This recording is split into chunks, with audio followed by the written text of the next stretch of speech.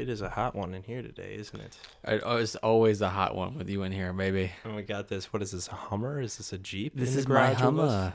This is a personal gift from Arnold himself. Wow, you smoking stogies? Yeah, he came into me and he said, "Hey, you look like you could use a Hummer. You look like you could use a stogie. So take both." Wow. And he was he in like his hot tub? Have you ever seen those videos? Yes, like it's the in best. Yeah. That's totally the best. I see when my life is like that, then I know I'll made it. Yeah. But wait, we're here not to talk about Arnold Schwarzenegger, right? You might not be, but I'm here to talk about Arnold Schwarzenegger. So. Oh, okay. Well, today we're going to be talking about a movie. I don't. Is it a movie? You're using like the worst term to describe this. I think I would rather call it capital punishment. It's brutal, dude. It's a rough movie, but it is Ghosthouse or La Casa 3, made in 1988. Right, for all you out there who know La Casa 3, the La Casa fans out there. But let's get into it. I'm AC. This is Scrooge. And we are the real men of action.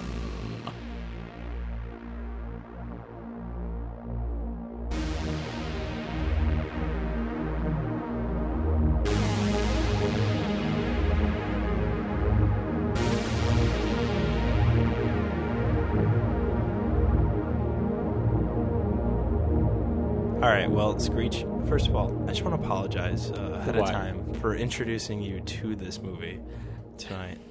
No matter how much you do apologize, it's not going to save. It's not going to redeem the hour and a half that I lost in my life. I'm pretty sure this is considered capital punishment. It's like what Alex watches in A Clockwork Orange. No, not. It's probably worse. It's probably even worse. I think that what he was actually watching was. Yeah, we're not even gonna compare. I was gonna say, which way are you going? Okay, but I can go both ways depending on how much money you want to give me. All right, well, let's just let's do a brief. As I told you before we started this, I need to look at the IMDb of this page because this movie is so forgettable. The characters, everybody in general, it's so forgettable, and it makes honestly no sense. I literally sitting there. As I sat on my couch, I thought to myself, I'm not going to remember a single person's name in this movie because there's just no one to remember. They're literally all the same. Yeah. Not even this close. Well, that's the whole part of it is that, Italian horror movies, I'm a big fan. I've talked about it. You've made the joke, horror, we get it. Yeah, you get it. No. It's not like you just hang around my house and say horror, and you got the Italian, hands waving. No. Seriously though, I'm a big Italian horror movie fan, and the number one thing is you will never remember the characters' names by the end of it. Well, I'm a big Italian horror fan myself, and I never remember their names either. So it kind of works. What about the Godzilla movies? Do you remember their names in those movies? Because you are a big fan of those, correct? I am, yes. And I didn't know this was an interrogation, AC. Well, I'm just wondering, there's no hidden mics here, hidden the cameras. The answer is yes. I remember because I've lived my nerdy-ass life for 24 years, and of those years have been packed full of pop culture garbage, so I make it my mission to remember names of dumbass Godzilla movies and other stuff. So, well, in this case, I'm sorry for, Ghosthouse that I don't remember, Vest 1, 2, La 3, and Casa 4. 3. Excuse me, La Casa 3. The Italian name of it. But that's the thing is this movie, you don't remember anybody. The only one that we remembered is Jim because that name is shouted so much. It's Jim. So let's do a brief summary about this movie. Last time I kind of went through it and because I didn't see Miami Connection personally before the show that we watched last time or was paying attention consciously thanks to little doobies here and there. I wasn't really in my head when I first watched it. Let's hear it from you. What do you think this movie is about? Give me just a basic plot summary. Not tell you. This is what these are what the facts have been presented to me. Mm-hmm. There's people. Yes. Stuff happens. Yes. And then it's over. And there's vests, correct? There are so many vests. 1980s bubble vests. We agreed that at least the budget had to have been at least 90% spent on vests and one synthesizer, and that's it. Yep. That's literally and the one entire budget. song. I mean, they literally make one song throughout the whole movie. It was literally the one song, just stretched differently, played either at a softer tempo or faster tempo. Yeah. Different keys. It was just completely switched around. But all over the place too. Like, it's just some moments they put it in, some moments there's no music. No, is there a real plot to this movie? There is not. There isn't. The entire time I tried. You were even trying to explain to me this movie as we were sitting there. Detailed explanations. And it didn't even work. It didn't work. Well, all right. Well, I'm going to just kind of go over it, and I don't even think there's an official synopsis on IMDb. There's really of course not. There's a plot summary, and it says right here I could add the synopsis if I wanted to. And you know what? I might do that because I'm the only one that I feel like understands this movie. Okay, so La Casa 3, aka Ghosthouse. Okay, this movie is made in Massachusetts. It's a Boston film. It's kind of a weird thing, too, because I know you'd probably like what the heck. But one of the first shots in the movie shows Boston with that awesome song, that we were jamming to in the beginning. We're jamming to. Okay, so you've got a movie that centers around a dead girl and her doll, and they even show that on the cover. Remember the cover I showed you while you were making a delicious dinner tonight? Thank you again. You're welcome. I always love giving you my meat. Yeah, you were really handling that, and you were beating that, too. Comes from years of experience, AC. Exactly. Years. AC knows what kind of meat he likes beaten, and that was the right one. So I tried to say that with a straight face, but I couldn't. But anyways, okay, so La Casa 3, Ghost House. You have the beginning. The beginning of the movie, it's like you mentioned, reminds me and us of Halloween, obviously. Yeah. Because it has that feeling where it's like, oh, like this is what happens before the madness starts. Yeah, it's like a precursor. What is it? What are they called? Prologues, like stuff like that. Yeah, pretty much just that. The warm up. It's the appetizer. Exactly. So so we see it's the mom and the dad, and the daughter's playing in the basement for some reason, and she kills a cat. And then you find out there's a doll down there, and then some mysterious figure kills the mom and the dad. So then you're left to think, oh, maybe it was the girl, maybe it was the doll. There's so many open loose ends, red herrings throughout this movie. So then a group of... Wait, you should also probably explain, though. Which part? How about the fact is, listening to that sounds somewhat normal. Well, let's add in the fact that this girl was playing in the basement. Yes. Okay. By herself, wearing the most stereotypical 50s children's outfit. Daddy's girl. It's kind of really cringy. Really cringy, creepy. Second thing you pointed out is both parents are 40,000 years old. Oh yeah. And the daughter's 10. Yeah. And that's already weird. Mid-60s having a child that looks like according to the end of the movie, which we saw two different shots of. One shot, we swear she was 29 years old, and the other shot, she's 9 years old. Because that's what happens when you have no money. You just forget. You forget continuity. Things. You don't hire matter. a script supervisor. It's gone. Yeah, we'll fix it in post. Yeah, exactly. So, and they don't. So parents are 70,000. Okay. My favorite part, though, is how casual everyone is about everything. So after she kills the cat with a pair of scissors, the dad comes down and is like, you monster. I can't believe this. Yeah, no. and then he's like, well, I'm just going to lock you in the basement. Mm-hmm. And then he walks back upstairs and locks his daughter in the basement. That's it. Yep. And then that's it. And then they both get killed. And what was he was so the dad in the kitchen was talking to the mom about what just happened. What was he even doing? I think he was getting a knife ready or something. I think they were getting dinner ready, I think. Oh, okay. And after he just locked his daughter in the basement. Yeah. And I guess he's going to leave her down there. There was nothing was explained. He locked her down there, and then they come up and she's like, well, it's just, he's like, what happened to my daughter? And exactly. One woman's like, she's our only child. She was our firstborn. Or what the hell she said? Was it? Yeah. Yeah, she was our only child. Which has nothing to do with the movie. There's later in the movie, nothing's explained that it's whatever. Just completely blurting out exposition. We'll spoil it at the end. Obviously, I don't think we have any La Casa fans that really need to keep the end of the movie hidden. But La Casa, the La Cases as they're called in their circle, their fan circle. Yes, AC, calm it down. And I don't want to disrespect them, of course. So then we cut to, I think, so that was was 1967. And the it's summer 20 of years love. later. Yeah, and then And it's right literally, into pop music too. Yeah, 20 years later, right into pop music with that little soundtrack at the beginning, as well as Boston, Massachusetts. It is proudly shown. One reason, like, I'm a nerd, as I've said, the Italian horror bullshit that I've just keep on recycling.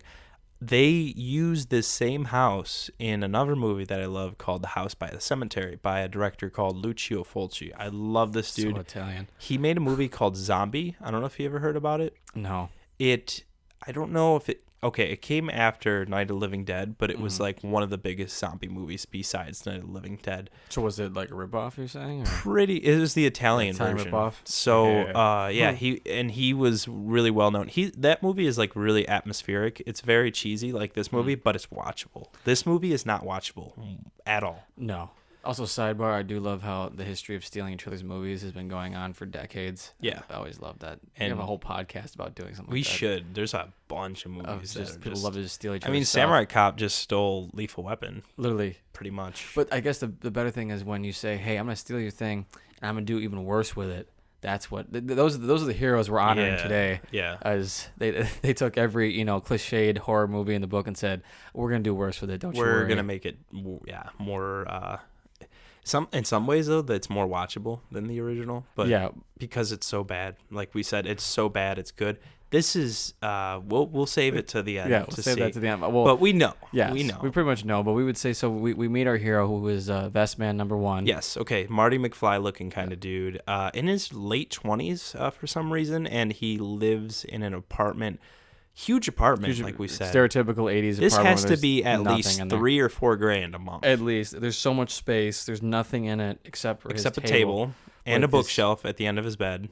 Why? I don't know. We don't know why. I think the mindset is like, okay, this Italian director is like, oh, this guy's a ghost hunter or something like that. He reads, because at the one book, at the one part, he pulls out a book. I don't know if you remember that. Yeah. He was talking to the girl, and then he pulls out a book. He's like, I was just reading this, and it makes it look like he's intellectual. An intellectual. Yeah, because exactly. Going back to what we talked about last time, yes. which was these foreign directors thinking what American audiences are going to perceive. So he's probably thinking, oh, yes, smart would be pull out book off a shelf. Yeah.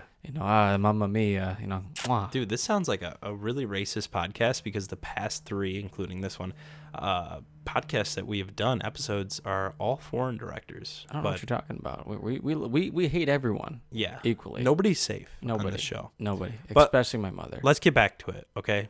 Leave your mother aside for a second. So we got the Marty McFly looking dude and his girlfriend. She's clearly Italian, but she's what did you struggling. say? You were saying phonetically trying. Yeah, I was really trying to figure out if maybe like it was the director's daughter or his girlfriend or something, and he just threw her on there, and that she doesn't speak any English. She's just saying her lines phonetically, because they would do that a ton in cheap either foreign movies or movies back in the past where they used to bring like foreign actors over to American films. Yes. And they didn't speak anything, so they would just phonetically say their lines, and they have it either dubbed in by a different voice, or their voice would be loud enough to actually be or clear enough to actually just use their voice in the movie. But you can tell because it's like they're reading it. It'd be like she's trying, dude. She's trying to act like a normal. She's little, trying to act like a an little American. Italian that could.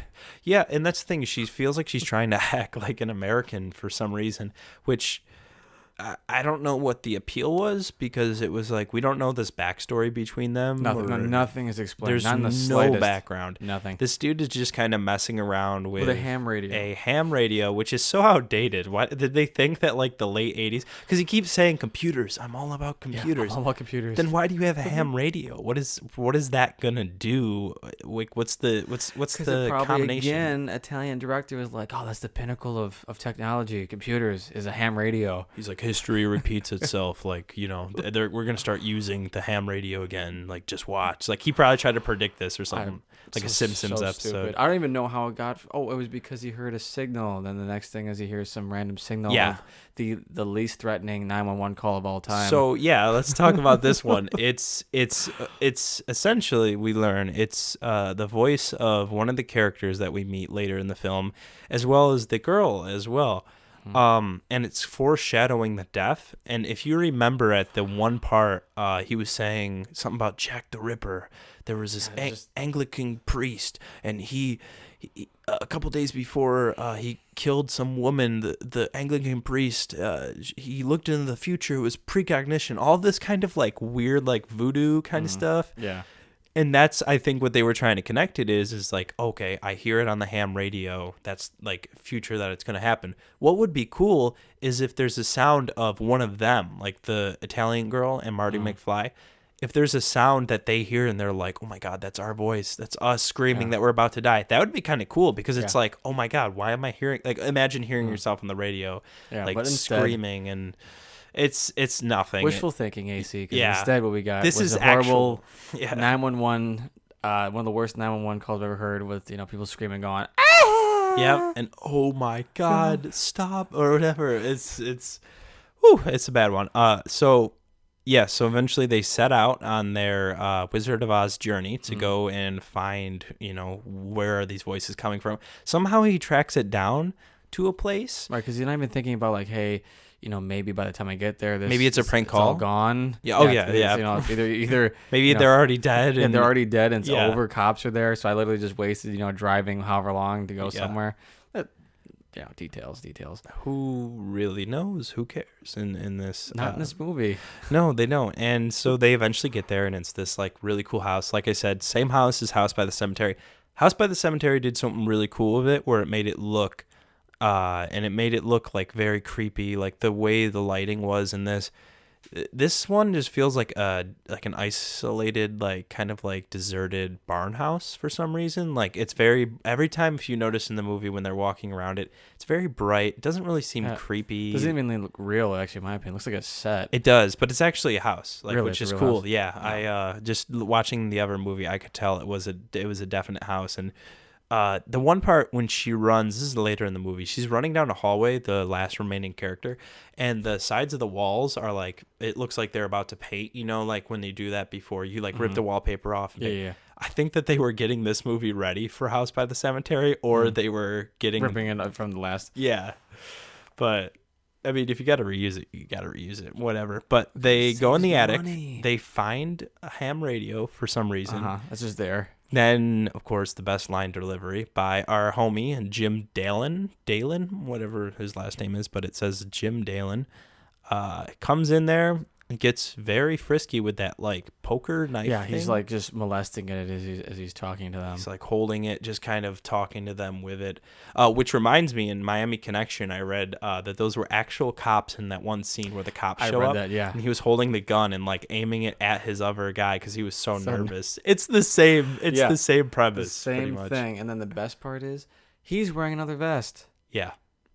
It's the same exact outfit, nothing. It's like I was telling AC, it's literally like when you're playing a video game and you both choose the same character, same fighter in a fighting game, and it's just a different color variation of the costume. Yes. It's literally this movie. And then the next shot, after they have a little talk about, what are you doing here? He's like, we were just here having a vacation, and I just like playing with ham radio, so I went up here and to play with it because I love it. How does this house have electricity? It's deserted, as we learn later by the cop who comes up. This is owned by the state or whatever, or the county or whatever. County, or whoever, the government, who the hell is paying for this? Are the taxpayers? I would be ridiculed. I would be pissed off if I'm paying for a house that's literally not even being used, or now it's being used by a bunch of little bratty kids, which... Also, let's point out, these are not kids. These are people in their mid-20s, maybe early 30s. We're talking like Grease levels of, people that are 30 years old pretending to be teenagers. Yeah. Literally to the point where the one chick, because so they're like, I'm just out here hanging out with my ham radio and, I love doing this. The next shot is literally introducing the rest of the gang, which have all the same outfit in different variations. I'm not even kidding. Yep. Each person, you had the women wearing jean jackets and vests, and all the same outfits. Another dude pops up with another jacket. Everybody's wearing jackets. The jean jacket combo. The jeans and the jean jacket. Could you believe that? People used to wear jeans and a jean jacket. I would do it. Chuck Norris would. Why couldn't I? I get nervous if I'm wearing something that's like dark black on my shorts as well as my shirt, because I know that, so much power. It's way too much. And then you've got jeans and a jean jacket. Dude, I can't. But anyways, okay, so we're introduced to this weird like gang of like little white kids for some reason. Yeah, It's just, I guess they're family. they're all somewhat family, and somewhat. some aren't. So Jim, Mark, and Tina are all brother and sister. I learned from our favorite Internet Movie Net. Oh, what is it called? Internet Movie Database. IMDb tells us is that Mark Dalen, Jim Dalen, and Tina Dalen They were all related. All related, except that one girl, the biker girl. She, I assume, is dating one of them, which is never made clear. Not even a damn thing is made clear. Even though I think she's dating Mark. I think she's dating the guy with the jean jacket. I think she's probably dating the director, and that's why she was in the movie. Who knows who she was sleeping with? But as we can tell, they're all related, and they're all there. What I remember when I first saw this, I thought that each one of them owns this house. Like, it's like, oh, that was my grandpa's old house. That's what you were trying to explain to me. That's what I thought. It's like, hey, we're coming back here to see if any kids got into it or whatever. And then we learned that nothing matters. Nothing. There's nothing keeping these people from leaving. Yep. Leaving. Escape. Nothing. Escaping. Nothing. Nothing. They're literally just hanging out in the parking lot with their dumbass, like, little trailer RV thing. Yeah. And any moment they could just get up and go away. Yep. And they don't look related at all, too. None of them look, if you think about it, you've got a brother, and a sister. And the sister, which is your favorite because she's supposed to be, I guess, a child. So she's talked to in this movie like she's 13 years old. Yeah. Like, they treat her like she's the little Tina. But like we've said, she looks like a combination of Ali Sheedy and Molly Ringwald, as we call these kids the Breakfast Club rejects. Essentially because they just look like they should be in a John Hughes movie. That's right. If John Hughes had like a less successful brother, like Robert Hughes, and he only made low budgeted movies, this would be his 100%. cast. 100%. They just look like they should be in a quirky teen comedy or something like that, trying to break my table? Throw your ass down on this like a Bill's Mafia thing and just. Do you realize that you're sexually coming on to me? See, that's some hard language there. Can I just get through talking about this movie? I need something, all right? I have needs. All right, we will link your Facebook profile to this release and see if you get any bites. Anyways, so I don't even remember where we're at in the movie because it's they go on the roof. Remember that part? Yeah, so he's like, okay, come with me, and then they just walk two steps. Walk two steps to the roof. We're introduced to the characters, and then literally what comes next is like I can't even explain it. It was like literally just a mess of. She goes getting haunted. So doesn't one of them go down? Yeah, the girl goes down in the basement. The girlfriend, the Italian girlfriend. Yeah. Of what did we call him? Vest one, Marty McFly. Yes. McFly. So she goes down in the basement and then she sees a pig. It looks like a pig head, right? Yeah. She starts having the so-called, quote, spooky, like visions, spooky visions, and all it is seeing literally ghosts. just low budget horror. Which I thought it was a spinning pig head in a trash can, but I guess it was the mother from earlier, as well as these like weird. These balloon. Yeah, they're like balloon jars that basically were blowing up. It happens in the beginning too because the lights in the beginning like kind of balloon up and explode. It never explained. Nope. Never talked about. We have no clue if this is something that the ghost does. Is this something that the doll does? The little girl. And then in between all of this, there's this same annoying little song is being played.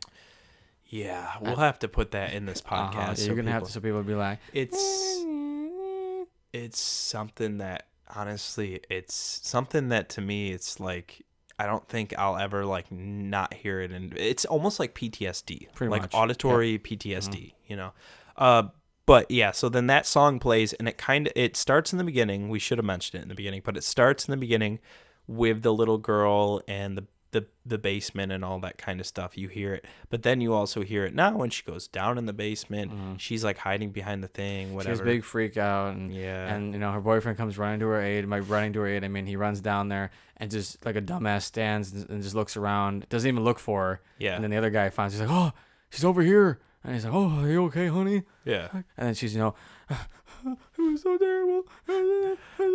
And then just the worst acting ever. And then sadly, our first man to go is Jim, is our boy. So talk about that a little bit. Well, it was difficult. I mean, I knew Jim so long. He was my.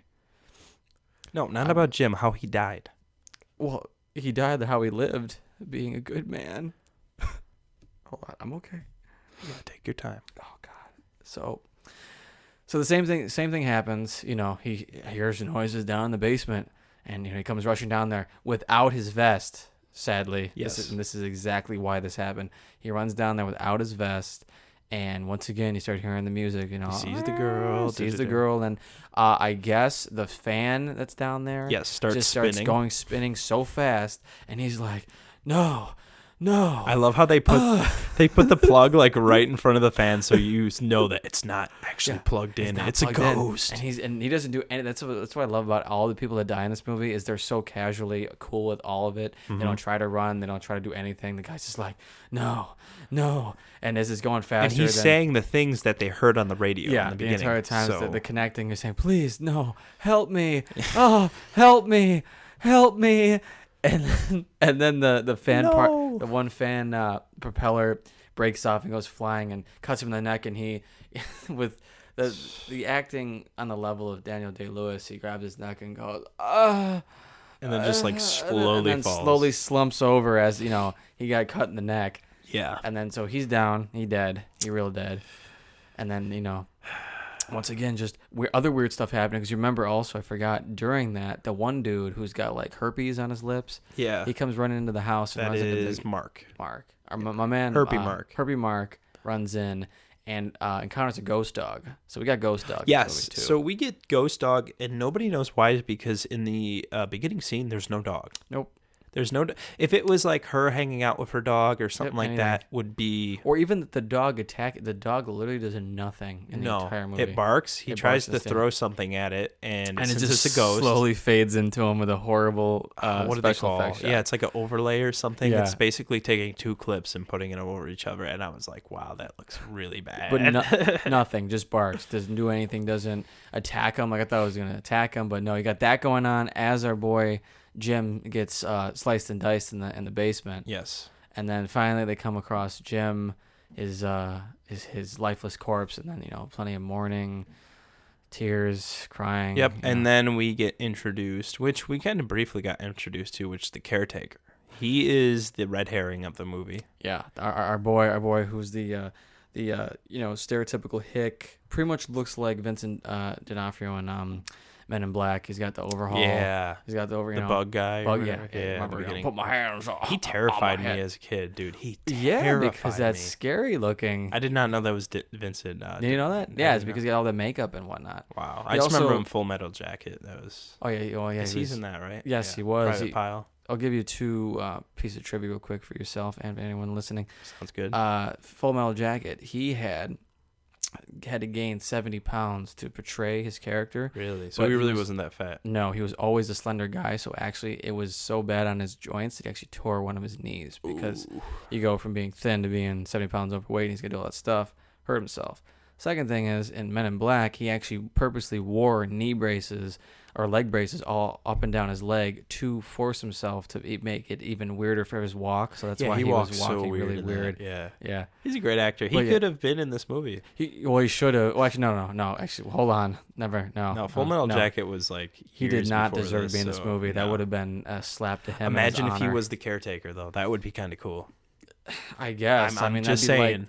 That'd be like saying, "Oh man, I'm just so glad that you got this nice house, but." It's full of shit. Yeah, someone just took a shit in it. Yeah. It's like there's no, that'd be like his career. His career's so nice when someone just walks in and takes a dump in it. No, he doesn't need that. Well, but so he looks like that. He's got the overhauls, and he's got the the limp that makes him pretty much renders him useless to chase after anybody. So he's not really a threat. His name is Valkos. I'm reading right now. His name is Valkos. Valkos. They never. I think the police brings it up, but it's such a forgettable dialogue that we don't know. So Velcro. We'll call him Velcro. Velcros. So Velcro.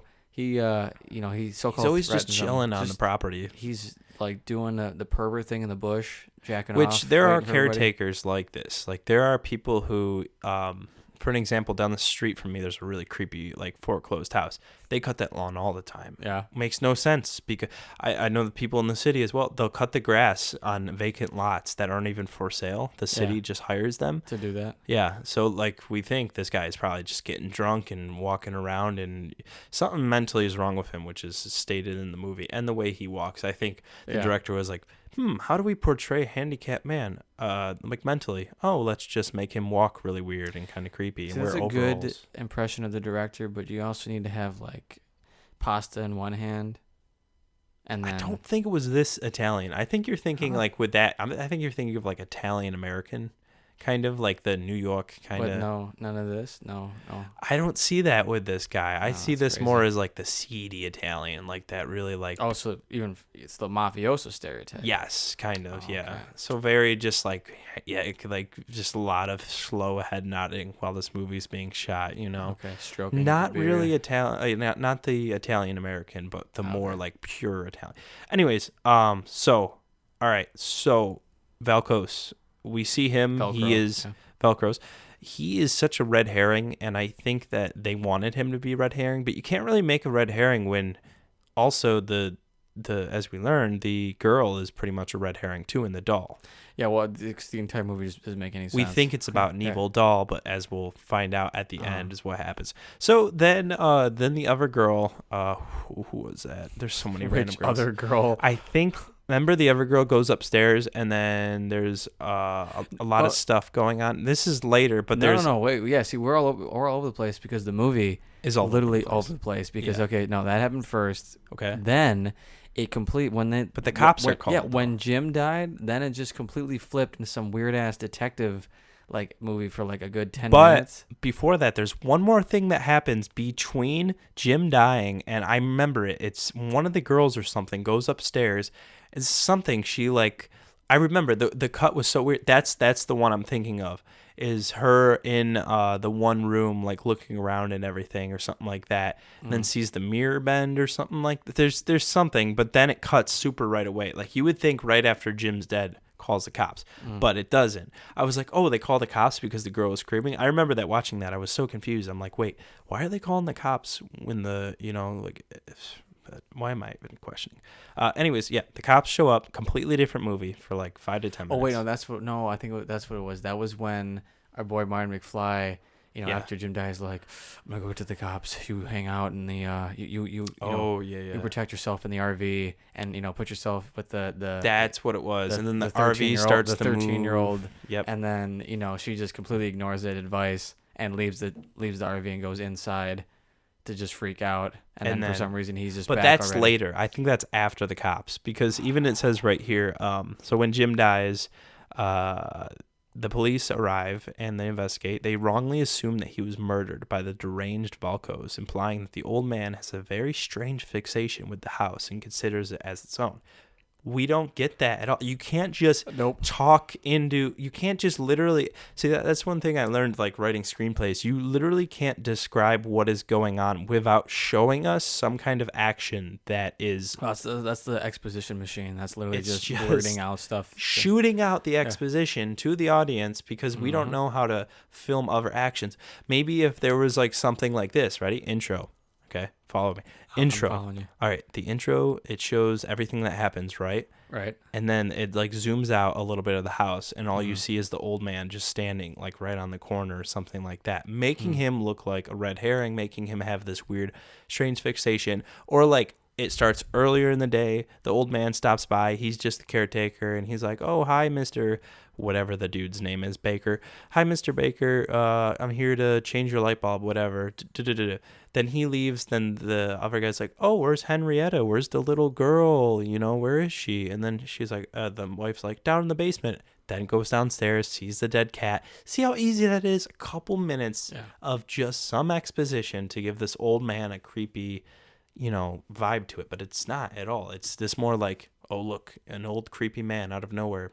Which I kind of like in a sense. Mysterious. Totally get that. But they didn't intentionally make him mysterious, I think. It's just bad writing. I think the problem here is that we don't have a time machine, because if we did, we could send you back in time to talk to this director and get his head screwed on. Co-produced by AC. Yeah, co-produced by AC. Because then he's going to be as cool as the currents you spout, my man. And then, so then Marty McFly, a.k.a. Paul, which I learned his name's Paul. I didn't even know. That's an awful name. Paul and Martha, they end up leaving the movie. Yeah, Martha is the Italian girl. Oh, my God. They just leave the movie. Yeah, remember that? They just hop in the car, they leave. Literally go right back to his apartment, or his giant, spacious apartment for no reason. To have a fight out of nowhere, where they just fight about something. Yep. And then she storms off, and he's like...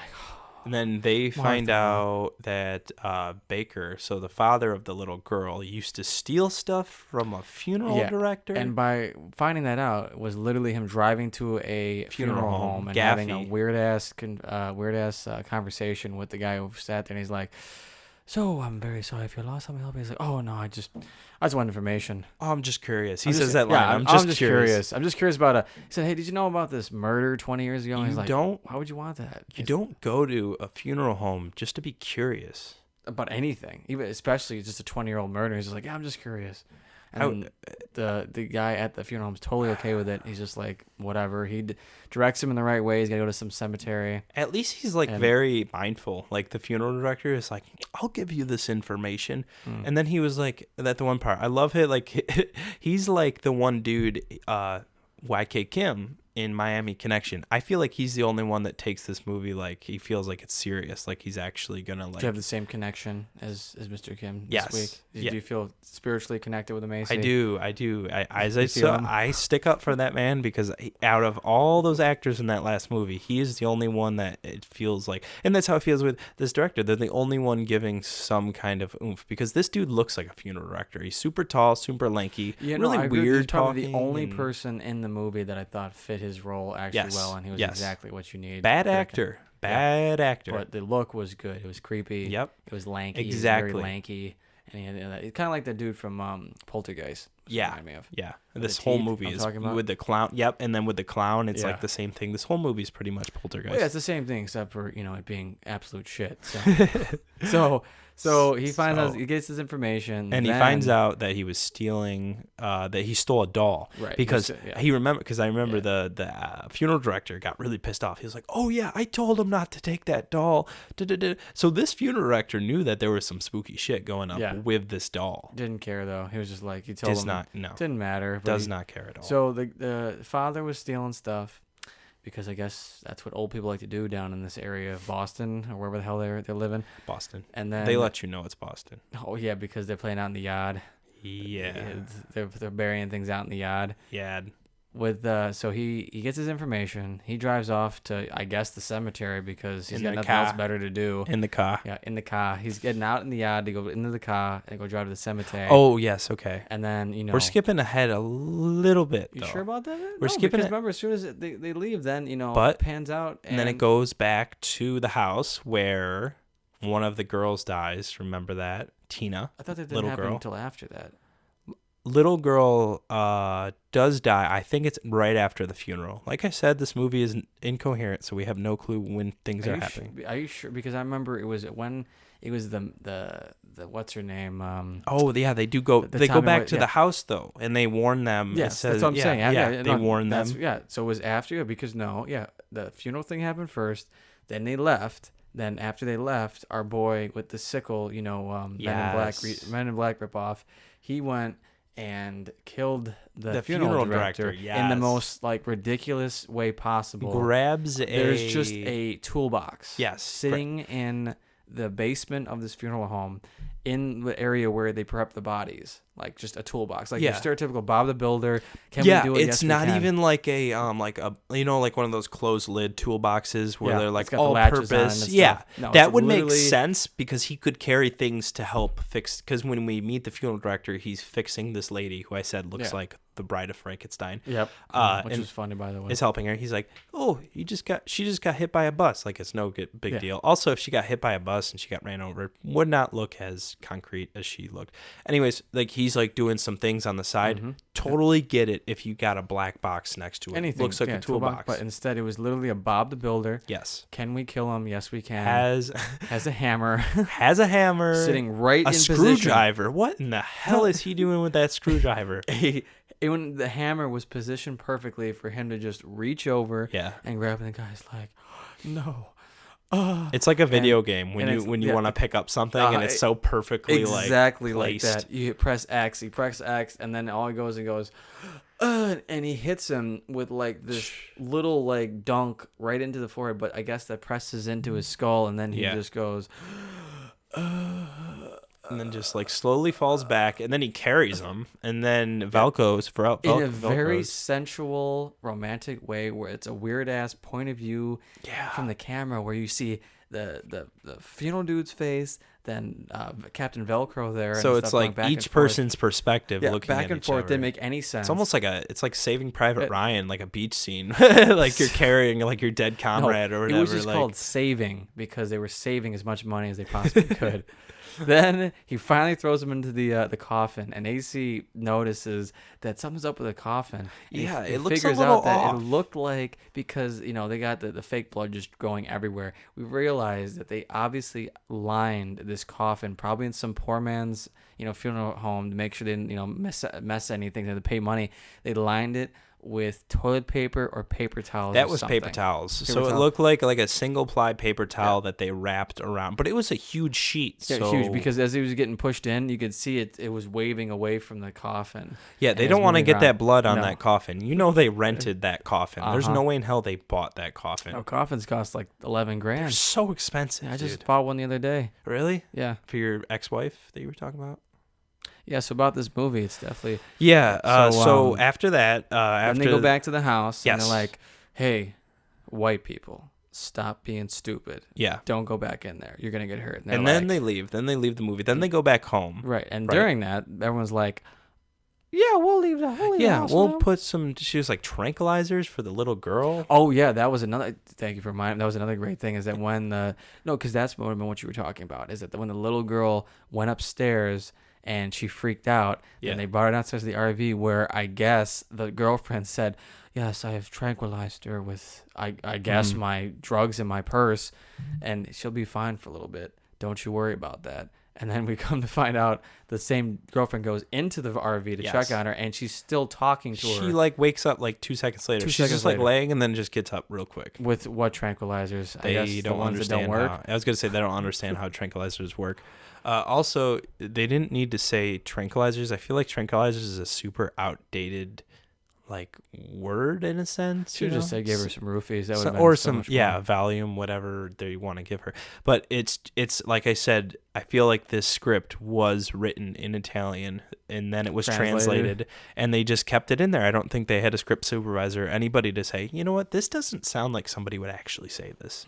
So anyways, so then we get there, and of course they can't fucking stay still in this movie. They gotta run around this ghost house. They're literally sitting in the front parking lot. And it'd be one thing if, like you said, you want to talk about making things better, if like the whatever was drawing them to the house made sense, like it played on like their minds or something, like making them want to go back. There's nothing to explain why people continue she goes, Tina in the bed goes, I swear I saw a little girl in there, and it scares the girl. And then she was like, but nobody understands me, nobody believes me here. And that's what I'm saying, where this is written for like a 13-year-old girl. Yeah, because this girl's like in her late 20s at least, or it was just the camera maybe made her look a little bit older, but she just does not look young. They put her in like this weird jean skirt or something like that. Yeah, really to make her look young, so she looks like young and fresh, because I guess that's what girls of the 80s were wearing at 13. I guess so, but like I said, so she tries to act like this, and then it's like this weird conflict, which we'll talk about, that forced conflict, which happens after this, where they go back, Martha and Paul, Marty McFly, and the Italian girl get into that like forced conflict and stuff, which I actually think happens before the funeral home, if I remember. I don't think so, or probably should have wrote that down. But does it? Let's look at it like this. Does it really matter? No. You know why? Because it didn't matter in the movie. No. Because by the time I was done with it, 1, I had to check my pulse. 2, you wanted to make oatmeal. 2, I wanted to make oatmeal, and 3, I wanted to put a banana in my mouth. Yeah, there was a banana in there. Yeah. And you also went to the bathroom, too, and you said that was probably better than the whole movie. Right. Just that bathroom session. It really was, because sometimes you just got to have a good cry. When you know you had a good cry after a movie, I'm not talking about because you're emotionally moved, but because you literally just saw life leaving you.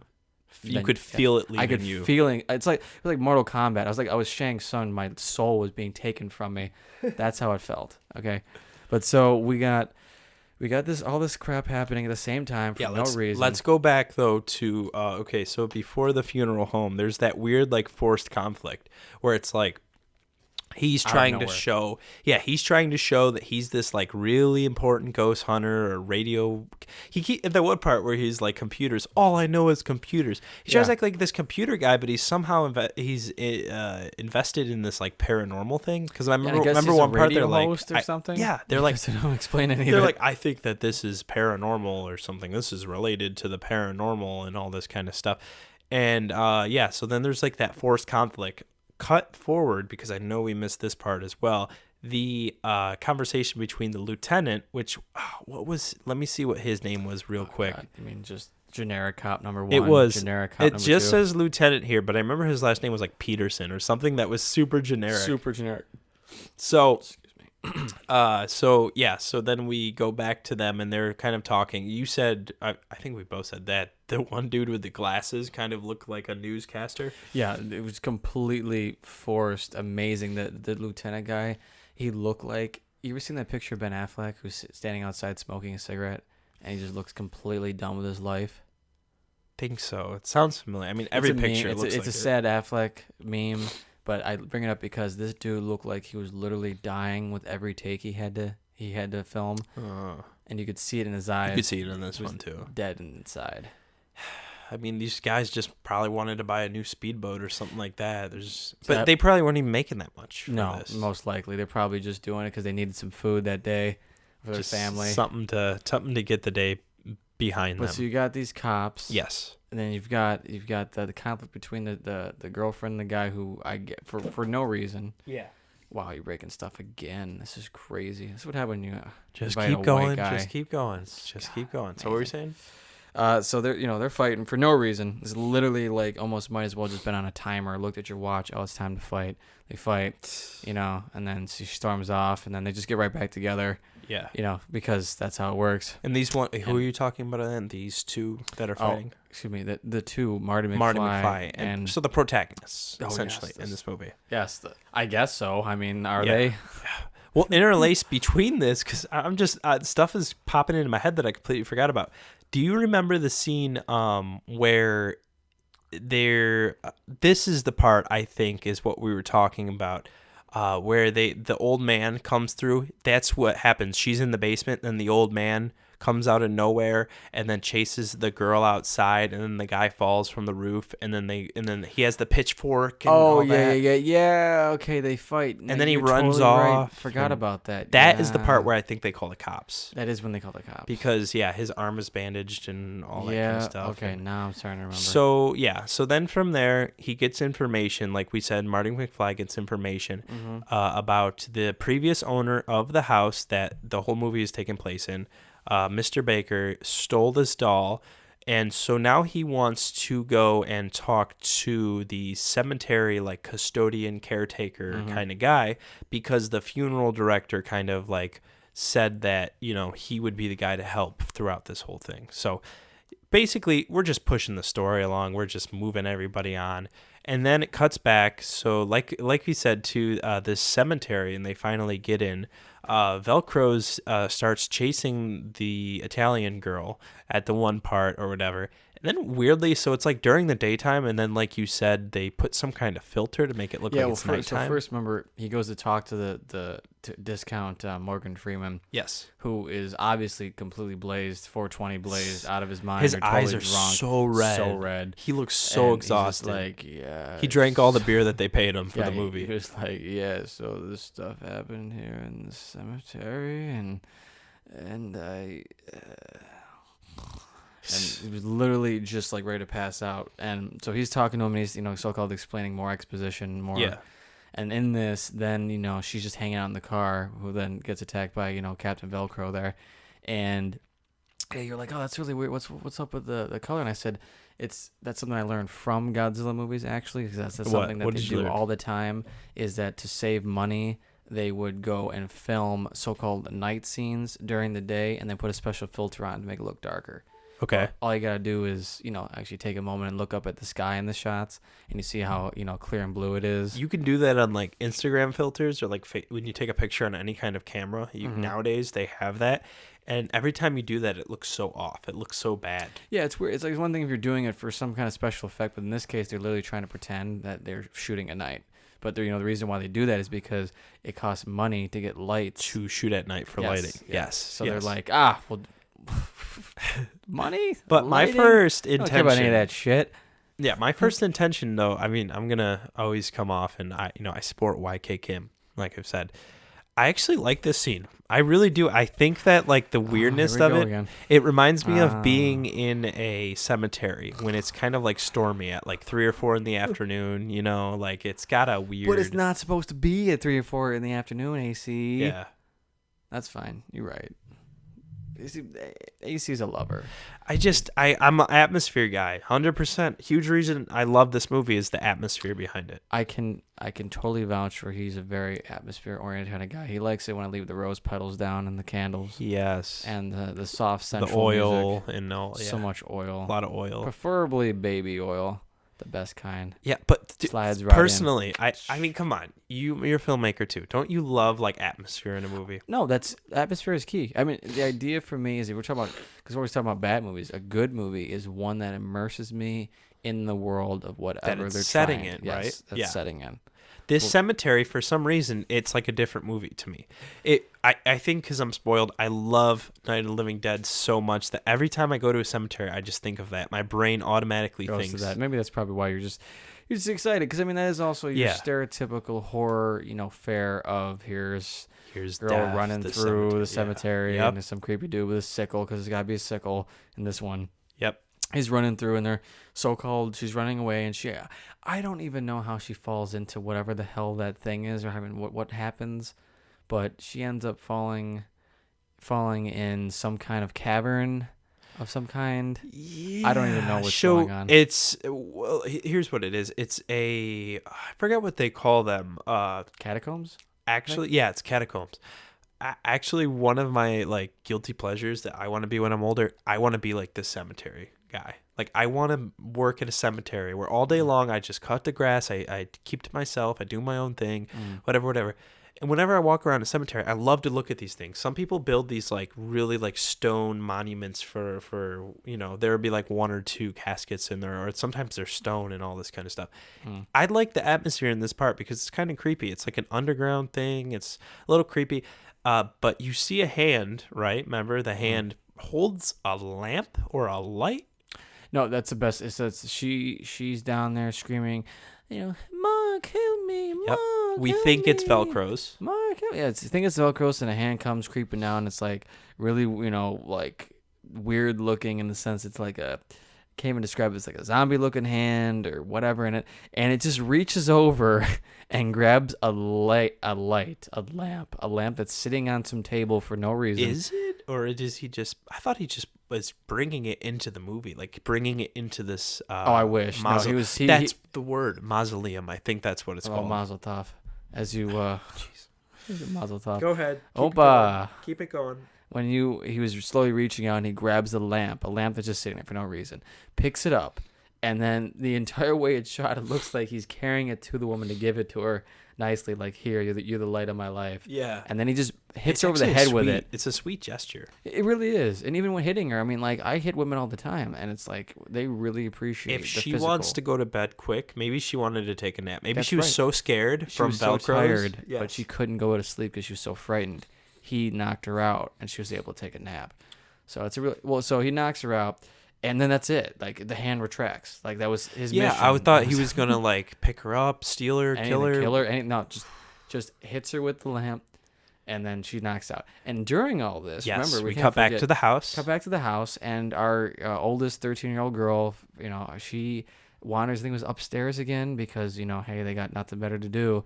So she wanders back upstairs. Yes, the youngest one, Tina, the baby girl. And she walks into one room, and she's just like, oh, what's around here? Acting like a little baby, like, where is everything? What's going on? Yeah. And she just trips in a completely open room, trips over just one box. No reason for it whatsoever. But she trips, and then she looks up. It's like, oh, what's that? And it's just a giant guillotine. A giant guillotine on the ceiling. What was this used for in this house? Nothing. It was just there. Unless this killer stainless steel is just bringing it around, like it's like almost like Home Alone, like just setting up these traps. Mm-hmm. Yeah, doing the Kevin McAllister just traps, and so she's just like, oh, and then nope, whoosh, cut in half in the most just casual of ways, no screaming. Nothing. She was just like, oh, cut in half, and then of course it's revealed in the best cheaply way possible, which was they had a rocking chair mid-frame in the camera, where it was disguising the fact that they literally just had two people on each side of the horse. It was trying to show that it was a magician. It was like a bad magician trick. You had the top half of the real actress of the girl, and then you had the legs of someone else, and it was just to be like, oh look, she's cut in half. But we were like, that's two people. It was so stupid. That's two people. Oh my God. So she dies, and then because before this, though, who was the one that was in the car where it started to move That was her. That was her? So that was Tina. So Tina experienced that. Like we said, the person that was shaking that car was also the guy. Ass off because that was one of my favorite parts when you had the shot of the car. You could tell they did it just right so the person was in the back. You couldn't see that back tire. But that one dude was like probably with all of his life. Shit out of that car. The shit out of it. They're probably was pushing. It's a big ass van. That's one of those old school vans too, like a camping van. That poor bastard. He's up back there. And then he's also the one spraying all the feathers at the one part. Like I said, beginning before the cops come. Right. You got that. Oh yeah, that was a totally dumb. It's scene. like she goes in there and then she knocks down. There's like a photo or a picture on the wall of Henrietta, the young girl or whatever. No, remember she finds it in the chest. Yes, the weird ass finds the doll in the chest. Finds the doll in the chest, and then just has this weird ass picture of obviously a creepy girl that you wouldn't have a picture of unless you're dealing with a horror movie. Also, why is there like? Did you ever, when you were a kid, just got a framed picture of yourself in your toy box? Never. So I just had framed pictures of myself in my room on the walls. Yeah, portraits. Yeah, pictures of myself. But so we see that part, and then we were saying that pretty much the same guy that moved the truck was the same guy who blew these feathers. What was the point of it? I think it was all the stuffed animals in the room were like exploding, and they were floating all over the room. But it was just you could tell that someone was obviously fanning the crap everywhere, and then they had like on strings all these toys zipping through the air. It was like whoosh. Yeah. Vroom. Like I said, it reminds me of like Scooby-Doo or something. And then at the end, they find out that the monster is actually human, and he was the one, like, it's like a puppet show kind of thing. That's exactly what that is. So that happened earlier, I remember. Yeah. 13-year-old, she dies. Then the biker chick, who was one of my favorite parts of the movie because she just spends the entire movie on a bike. But the biker chick finds somebody we forgot to introduce, the hitchhiker. Because he's so forgettable. Oh, yeah. Holy shit. I totally forgot about this. This random ass dude who is in the movie who it shows up at the beginning, who just almost runs into Martin McFly's in his girlfriend's car, and then just has a weird encounter with him about, trying to prank him with a fake skeleton hand. And he's like, you should believe in ghosts. And yeah, like so forced. Really dumb stuff. As we said, the dialogue in this movie is so forced. Oh my God. And he's just in the movie for a little bit, and then all of a sudden he shows up. He shows up in the middle of it again, like he's got nothing else to do. First they drop him off where he wants to go. He disappears. He comes back, and then he's just like, shit, we got this Is he house. supposed to be a red herring? Because we've already got 4 red herrings. Yes, I think that's movie. another like. This might be the guy. Listen, we have 4. We have the doll, the girl, that one creepy Velcros guy, and now we got.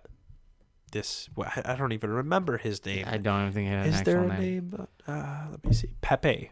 I think his name is Pepe. His name is Pepe. Willie M. Moon. What a name. That's like a porn name. Willie M. Moon? Willie M. Moon. M. Willing to Moon. That was probably his porn name. Well, he hasn't done anything but this and Summer Camp Nightmare from 1987. He was a camper. Bless his heart, wherever he is. Mr. Moon. Out there, we pour one out for we should watch that. You. That looks great. A Summer Camp Nightmare. I've never heard of that.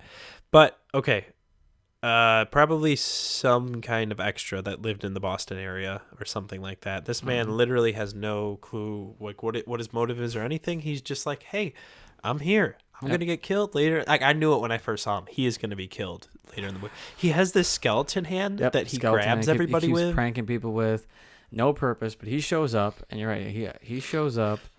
To the house to hang out because he's like, I'm looking for a place to chill. Yeah, nice and then he disappears because he goes into the house to check out places, and he disappears for no reason. That disappears. Which he kept saying, "Oh, it's a roof. Like I can go sleep over this roof. Like who cares? Like it's just a place to crash, whatever." Yeah, and he instantly starts stealing stuff too. Yeah. Oh yeah. What was it? Like silver. I don't even know what it was. It was something like some kitchen utensil. Stupid. And then he said like, "Oh, this is silver." Like he could obviously like sell it to make money, whatever. He disappears completely. So right before Tina, the younger girl, dies, she finds the fake hand on the stairs. Yep, and she thinks that it's like, oh, it's a joke. Ha, ha, ha. Yeah, you pointed out her face, like she's like smiling and kind of laughing, like. I was like, oh, this is so funny. She goes up, she gets murdered dead, and then the biker chick, who again, like one of my favorite parts. This is my favorite part. Favorite people in it is because she. Describe her. What? One, she's loving my life because she likes bikes. She likes hanging out on bikes. She likes riding bikes. She likes sitting and talking on bikes. She likes talking and sitting on bikes, and sitting and talking on bikes. And so this is the first time she wants to actually get off the bike. She gets off, and then for some reason, there's no reason at all. You have an RV that has obviously a kitchenette and whatever. An RV. She's like, opens the door slightly. Says, nah, I'm gonna go in that. She goes into the house to clean up in the dirty ass old house that she has no idea if he's even working. Goes in the bathroom, automatically assumes that a house that nobody is using automatically has water. See, the first time I saw this, like I said, I thought that these people own the house. I thought that these group of kids were vacationing at like a summer home. You own an old house that you inherited, whatever. That's why the water was working. No, why is there water on? There's electricity and water on in this house. You wouldn't even know what's in that water. Yeah, those pipes are dirty ass pipes. You get friggin' AIDS from drinking the water. God, it's insane. So she starts, and then the blood comes out. Remember, she instantly starts washing her face with it because why wouldn't you? Well, she was dirty. I remember that her face had dirt on it or something. So dirty girl. So dirty. All right, just keep going.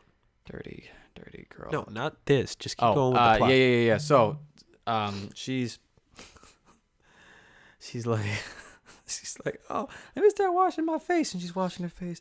And then instantly, probably, if I'm being real, if that was done differently in a different movie, I would have actually really liked that. She's washing her face, and as she goes again, then it's just all red with blood. And I'm like, you know what? That could have been done actually really well, and it would have been could have been a cool effect. Yeah. But so she starts freaking out, and she's like, then she wipes her. She starts immediately wiping the blood off her white shirt onto her white shirt. Yeah. Then wipes her hands on the towel. Starts freaking out. She sees something else in the room, in the bathroom or whatever. Yeah, and then the doll. Remember?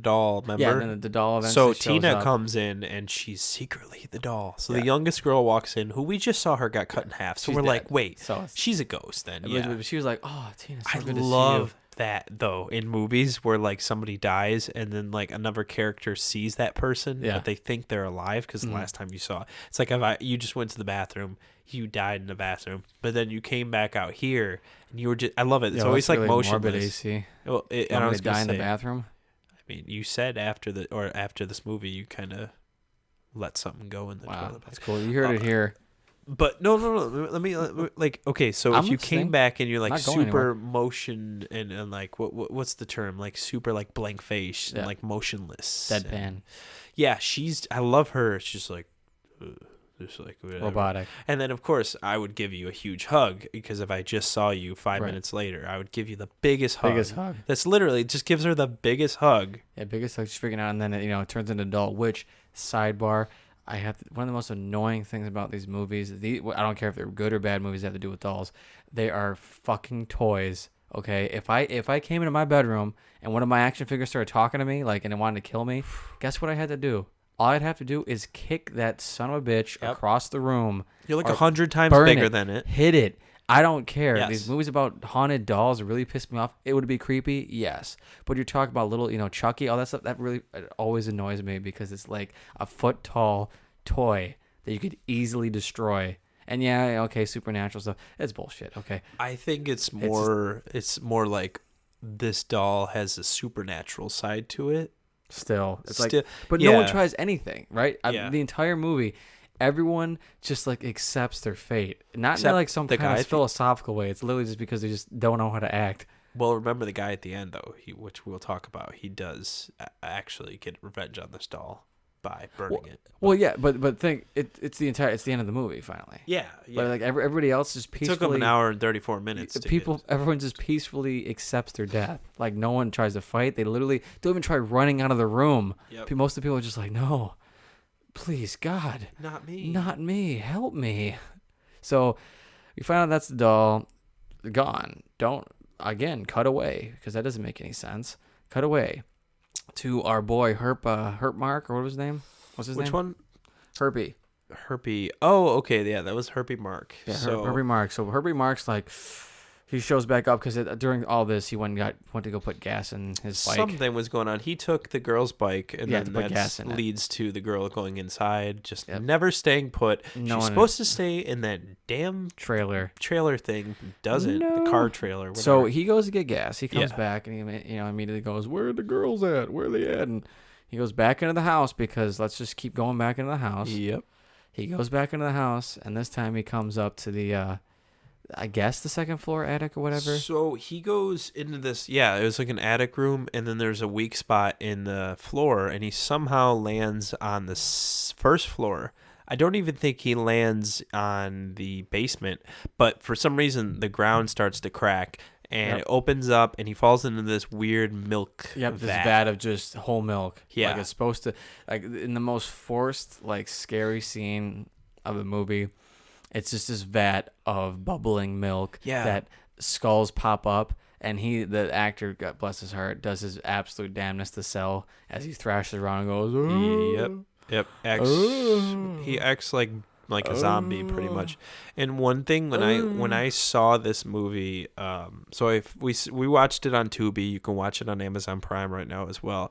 When I first saw this movie, they show you like a couple images of the movie just so you can kind of get a taste. Like I said, the final killer part, which we'll reveal in a little bit, that enticed me. But also there's a shot, just a still frame of him in the vat of milk with his arm out like, ooh. And I was like, what the hell? And then you read the caption, visions of a deceased girl and her dog. I said doll. And her dog. Yeah, that would be kind of cool. There is a dog in this movie. Yeah, there is, yeah. So visions of a deceased girl and her doll bring doom to the visitors of a deserted house. I'm like, what is this part? I thought it was at first. I thought it was like, and we don't really learn what the liquid is or anything like that. I thought it was like some kind of what is it called? Like a fog machine or something, like thick fog or something like that. Like kind of like going into a different portal or dimension or whatever. It's just we don't know what it is. It's the Grim Reaper's come. That's my guess. Yeah, he's just fucking unloading. Because think about it, when these guys aren't in the house, he's going. Oh. He's going. Yeah. Maybe that's why the water's on. Yeah, maybe that's why the electricity's on. That's right. Is because he's actually been powering the entire house with his jizz.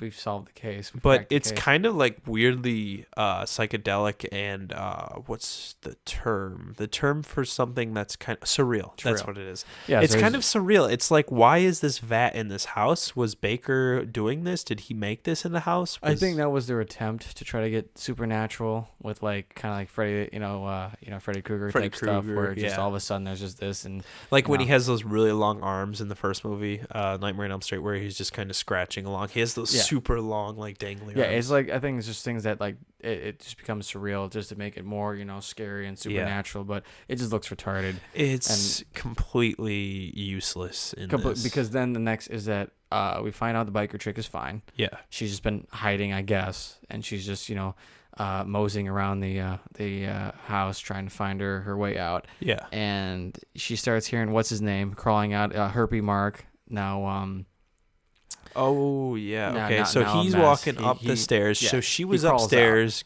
taking a nice blood bath in the sink. And then she comes back downstairs. Here's Herbie Mark coming up. He's all jizzed up. He's super white, and he's just walking up the stairs.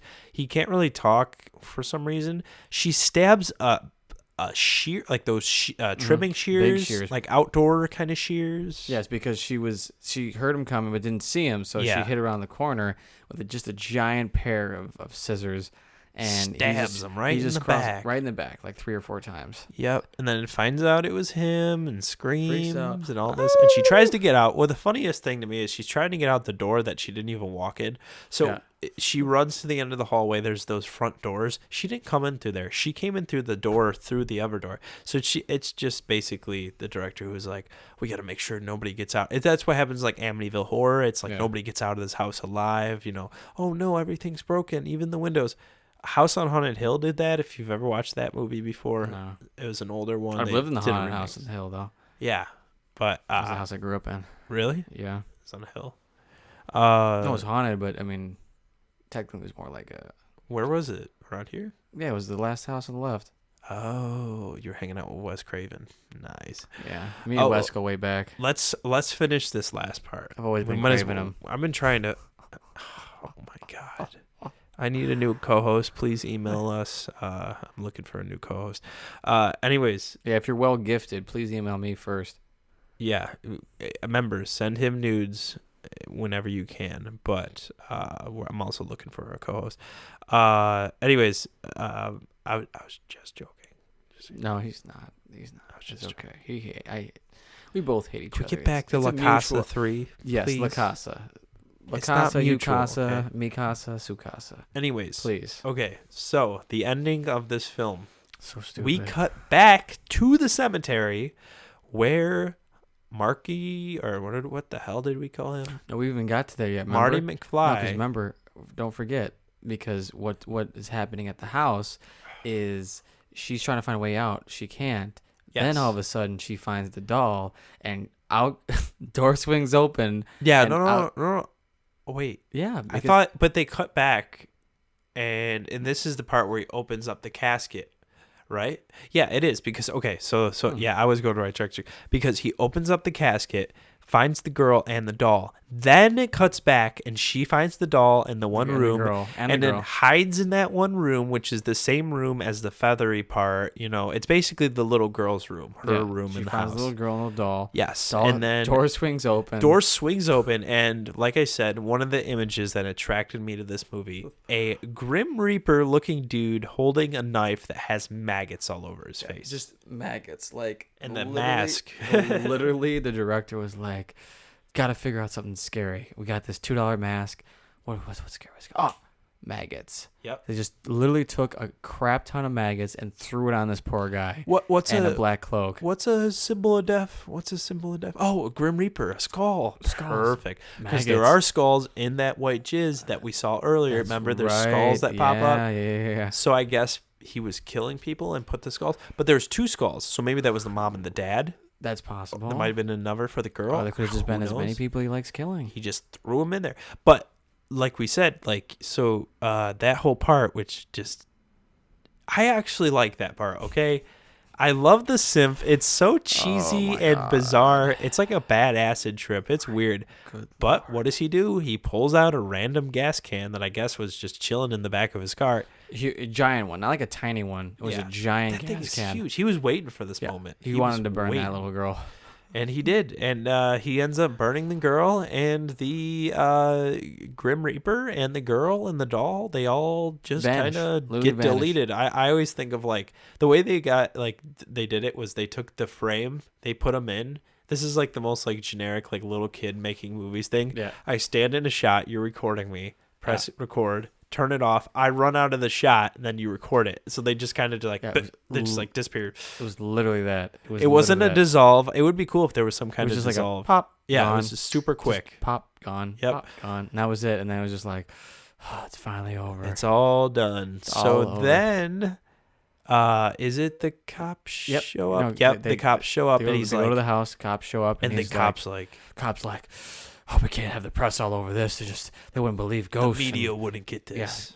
ghosts and goblins and just making up stuff. It's like there's no one there. It's just them. It's also like, okay, you're talking about a house that nobody really knows about. Yeah, no one cares. There's no media. Like if you think about movies you watch where the media is there, it's media like come rushing in immediately. There should be some journalists running up to them being like, "So tell us a story." What instead he's like, "No, I'm gonna keep them a bay." He said the public can't know about something this. else happened or. Yeah, he's like a ghost. No one's gonna believe about ghosts. Yep. The guy just looks like he's ready to kill himself. Yeah, because Velcros is also dead. We forgot to mention. Right. Yeah. This entire time we find out that he was hung in a tree. I think he was killed by the Grim Reaper. But that was holding the thing. How did the Grim Reaper get from the cemetery all the way back to the house? He's a Grim Reaper, man. He could just go wherever he wants to go. I'm pretty sure the Angel of Death gets to go wherever he wants if he wants to, pick those clean souls. You feel me, my guy? AC the Angel of Death. That's actually a dope name. Pretty good rap name. AC the Angel of Death. So let's finish our favorite part at the end. And don't forget. Talk to the cops. Yes. The next scene is the girlfriend walking through the streets of That's what I want to say. Our favorite part. Favorite part. Oh, I'm sorry. I thought we were going to... so she's looking to buy him... She's looking to buy him more Velcro, not Velcro, vests. Yeah. Looking to buy more vests. Yeah, she's looking to buy Marty McFly more vests for his collection. Maybe Velcro shoes, if that was a thing back in '88. Pretty sure it probably was. So she's looking at this shop window, doing some window shopping, whatever. And what do we see? Whatever. And what do we see? We see the same doll in the entire movie, which every time the doll is supposed to get creepy, it's literally just, it quickly cuts to just this dumb painted on look on his face. Yeah, where he looks really mean. It's painted on completely. It's so stupid. So they'll just cut from like his normal face of the smile, and then this like evil, wicked smile. But they the do it eyebrows are like literally drawn on, so they're at an angle, so he looks all pissy and nasty. Yeah. And this entire time when she's zoning out thinking about the doll, the boyfriend Marty McFly's on the opposite side of the street. He's on the corner. And he's like, "Oh, hey, honey." He's about to run over, and he starts running.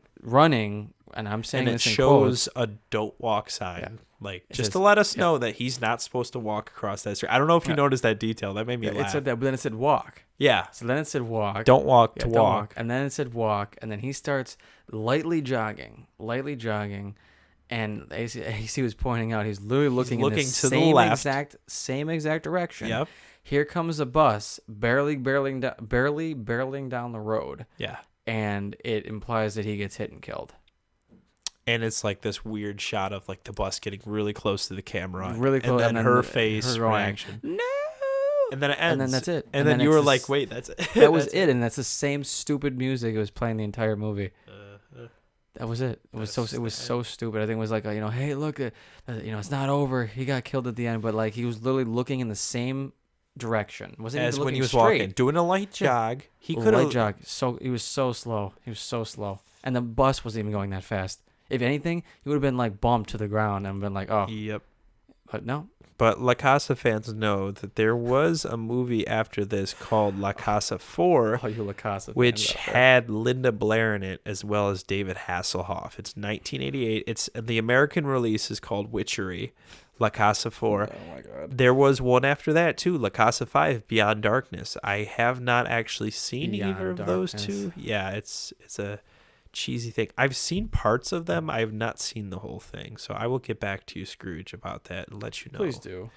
I'm just dying to talk about more La Casa. Exactly. We're gonna go through and like look at the whole series. Maybe we'll do like a retrospective month where you just go through. But all right, let's Lord, give me the strength. Let's discuss this real quick. Let's just discuss the part that I know about it. So Italian directors, I think we touched upon this a little bit in Samurai Cop maybe. Italian directors, what they'll do back in when VHS was popular, they would take a name of a popular movie, take that name of the movie, and then end up adding a sequel to it, even though it's completely unrelated. Yeah. La Casa, I think it means the house. I know in Spanish it does. Maybe in Italian it's different. Whatever. But they would take the name of something and then make it a sequel, and then they would think some dumbass at like Blockbuster or whatever be like, I like La Casa 2. I'm going to like La Casa 3. But they have nothing to do with each other. Yeah, completely different movies, directors, everything. Troll did that. The first Troll is literally like this weird fantasy movie, nothing horror related. Then Troll 2 is literally, doesn't even have trolls in it or anything. Yeah. And It's essentially a horror movie, B-horror movie, which we will watch one day and cover. I need you to watch that. I will. But yeah, let's go over it. All right, we got the rating scale right here, the bad to the bone or the bad ability meter. We should probably, what do we like better, bad to the bone or bad ability? I think bad to the bone. Bad to the bone. All right, the bad to the bone meter on the Real Men of Action. We discussed it last week on our episode of Miami Connection, so check that out if you didn't previously know how this goes. Essentially, we're just rating it, all right? So if you didn't check that out, we don't like you, and we think that you should just... we love our viewers. I'm sorry. Yeah, absolutely. We got to keep up that. Right. Keep up appearances. Yeah. So I guess I'll go first because I've seen it before previously, and then we'll check in with Scrooge and see how he looks. So, personally, out of straight bad, meh, enjoyable, or so bad it's good, I think it's a meh. Because to me, I didn't love it and I didn't hate it in a sense, okay? I love the cheesy atmosphere. As I've said, I love Italian horror, especially when it's like independent in this kind of like schlocky B-horror kind of atmosphere. Definitely not rewatchable. We watched this. This is a very slow-paced movie. I thought that there was a lot more going on in this movie, but that's not. It's not even really paranormal or anything either. It's got a slasher vibe to it, which is what I love about Italian horror. They do this. It's called Giallo, I think it's called. Have you ever heard of them before? No. There's a certain brand of movies. They were really big in like the late 60s all the way to like the late 80s. Italian just slasher. Like Italian horror movies are known for their intense gore, basic crappy plots, bad acting, all that kind of stuff.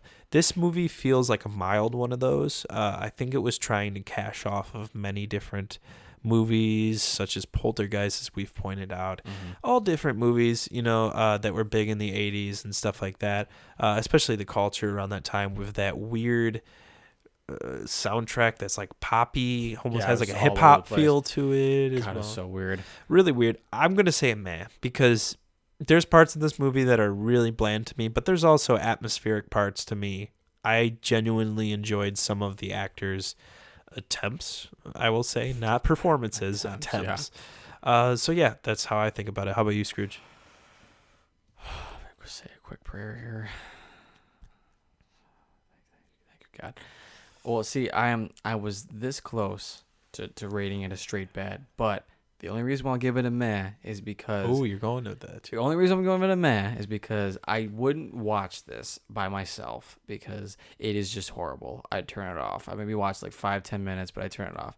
With somebody, it'd be an enjoyable experience once just to see it and get through it, but it's still a god-awful movie. So that's the only reason why I'm giving it that, because besides that, it's just straight bad. It's just not one I'd So it's definitely watchable in certain situations with your friends. Yes. It's not really like even once. Like it wouldn't be one like I'm gonna say, oh hey, let's do that again. Like there's ones. There's ones where they're bad, and I'll watch them again, either by myself or with someone else. This is just I would watch it once with some friends to make fun of it, but that's it. I'd never watch it again. No, thank you. It's not even an enjoyable movie on its own. I'd rather be haunted by the ghost dog and the dumbass doll rest of my life than watch this movie again. Okay, that's how I feel about this. Oh, well, thank you for watching it. I felt halfway through this movie, I'm like, I'm sorry, Scrooge. I kept looking over like, welcome, dude, I guess. I'm sorry, dude. I'm so sorry. You're not sorry. You know what you were doing. I wanted you to suffer through this. You know what you were doing. You sick freak. Like I said, I would personally... You got to be really high or really stoned, really drunk, really out of it. Something, or with somebody else. You got to be so out of your mind. You can't be. You don't even know what's going on. You can't be sober by yourself watching this movie. Okay, there's no way. If you're listen. If you're not with a friend, get drunk, get stoned, whatever, and watch it. Okay. If you're with a friend, you can watch this sober and laugh your ass off. And same with being high or drunk or whatever. I'm not saying you need it, but this kind of movie, you need something to get you out of your mind for this, Yeah, I'm probably going to pop a couple of Valium after this. I might need tranquilizers. Something. Yeah. Oh, sorry. Tranquilizers. Forgive me. Would you recommend this movie? No. I couldn't see it. Not in the slightest. But you're not a huge horror fan, though, are you? I enjoy good horror. I enjoy good horror. I do enjoy really bad horror movies because they're extra, cheesy and ridiculous. But no, if it's a good horror movie, I can get down with it. Just me, when I start losing enjoyment out of horror movies is when they get too gory and nasty, like without any substance. Like it's just like hostile and stuff. I feel like that's just too out there, in my opinion, because I feel like stuff like that's actually happening in the world somewhere. They call it like gore porn, torture porn. Like, that's definitely that's the line right there. But other ones, like if they're good, I'll get down with it. The cheesiness in this movie, it's very B movie. It feels like a B movie, but feels like something that like Riff Tracks or my Mystery Science Theater would cover. But I don't think anybody's really covered this movie. This was a really hidden flick. Like I said, I saw this on Tubi. My history with it, I think I discussed in the beginning, but essentially I was really bored one night. I was a little stoned, and I was just looking through stuff to watch. And Tubi, and then Tubi just shows me this movie, and I'm like, I think, okay, so when you're on Tubi, you can look through, they have these certain categories that go to like 1,000. I think I was in like the 600 range. I was looking for so many movies. Then I found this, I saw the cover, I'm like, this is what I need to watch. Well, God bless your little heart, because I could not go through 600 movies. I would just to find this. No way, no. Wow. Not for this. Are you kidding me? What is wrong with you? Oh God, dude, those lonely nights at Fredonia when I used to go to college. I mean, I still go to college, but those lonely nights because of COVID and everything like that. God, those nights where I would just stay up till 2 a.m. looking for something to watch, and thank not God, but thank something that I found this, so I could have showed you this movie. Yeah. So thank you. No, thank you. I really appreciate it, AC. Yeah, no Looking problem. out for me. I'm ready for next week's selection, which is this is going to be Ape from 1976. Yes, a classic kaiju or giant monster movie, and by classic I mean it's god awful. And it should be burned. I think it has a 2.6 out of 10 rating on IMDb. I'm excited for that. Just think about it's going to be me saying thank you for La Casa 3. Yep. Here's my present to you. Can you guess what this got rated on IMDb?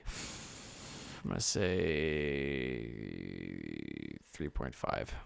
4.9. Knew it. I cannot understand. Almost 5. I like rating systems. I like rating websites, but there's something crazy when sometimes, whether it's critics or audiences, review some movies. I'm like, what shit are you smoking? Yep.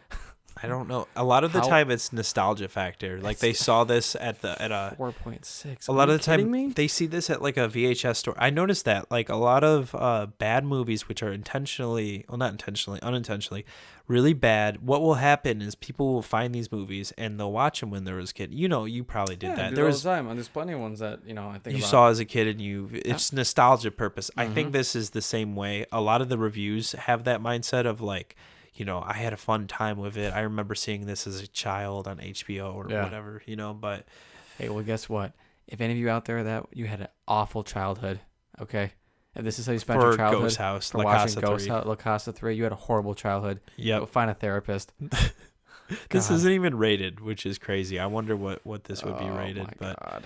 Let's stop talking about this. All right. Well, let's thank everybody out there for listening, making it an hour and 27 minutes into this just to hear us talk about Ghosthouse from 1988. Yeah, for all those hardcore La Casa fans out there. La Casa. Hey, something to get you off too. We should do eventually just the whole La Casa series, even though they're completely unrelated.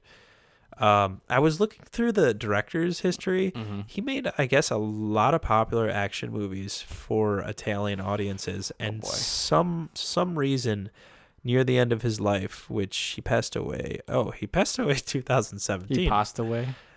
I passed away. Italian. I get it. Passed away 3 years ago, but I guess he just stopped making movies in '92.